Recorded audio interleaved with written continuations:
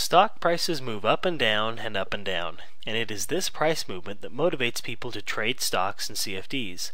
The question is, what causes stock prices to move up and down? Why is a stock worth one price one moment and another price a few seconds later? The answer is there are many reasons stocks move up and down, from earnings announcements to economic recessions, but it all depends on the forces of supply and demand. To be successful, you have to pay attention to the big picture and avoid getting caught focusing on only one or two factors. It is also important to understand who the major market participants are and what is important to them. Let's start by taking a look at how increasing or decreasing supply and demand can affect the price of a stock or CFD.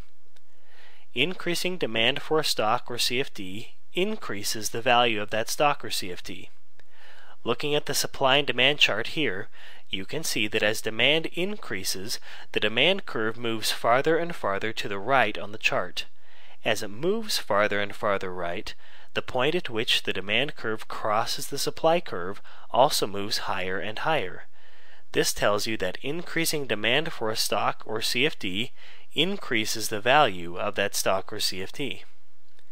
Increasing supply of a stock or CFD decreases the value of that stock or CFD. Looking at the supply and demand chart here, you can see that as supply increases, the supply curve moves farther and farther to the right on the chart. As it moves farther and farther right, the point at which the demand curve crosses the supply curve also moves lower and lower. This tells you that increasing supply of a stock or CFD decreases the value of that stock or CFD.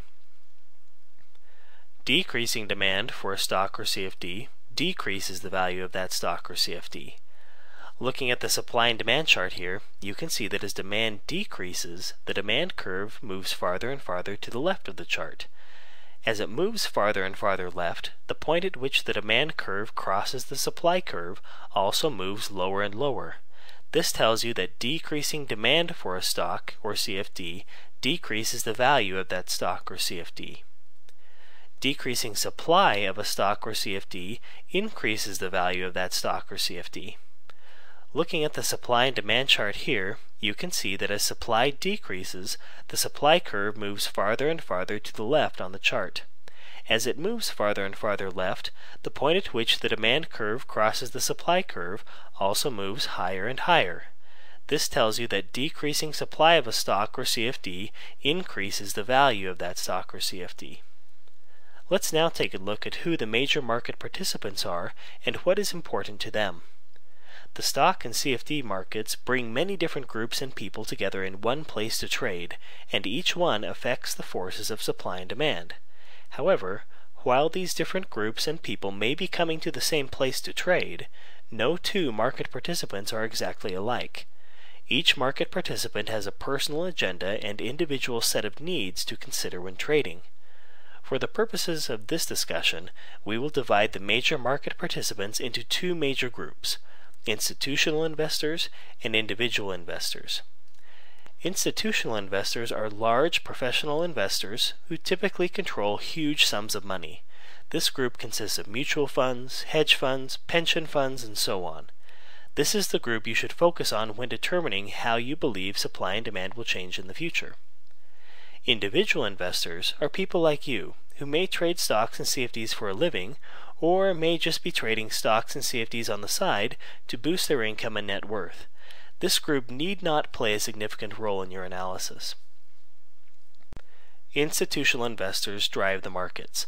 Because they have so much money under management, they have the ability to move the price higher or lower when they decide to buy or sell a stock.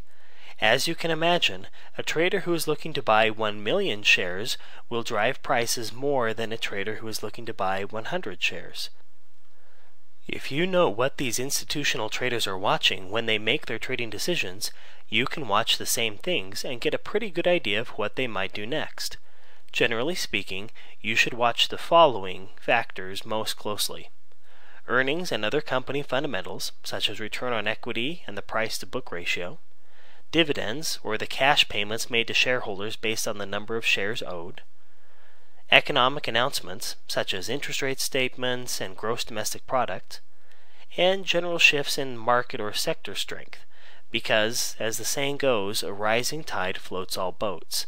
This means that when you are in a bullish market, most stocks are going to be going up because the market and the economy in general are going up and growing.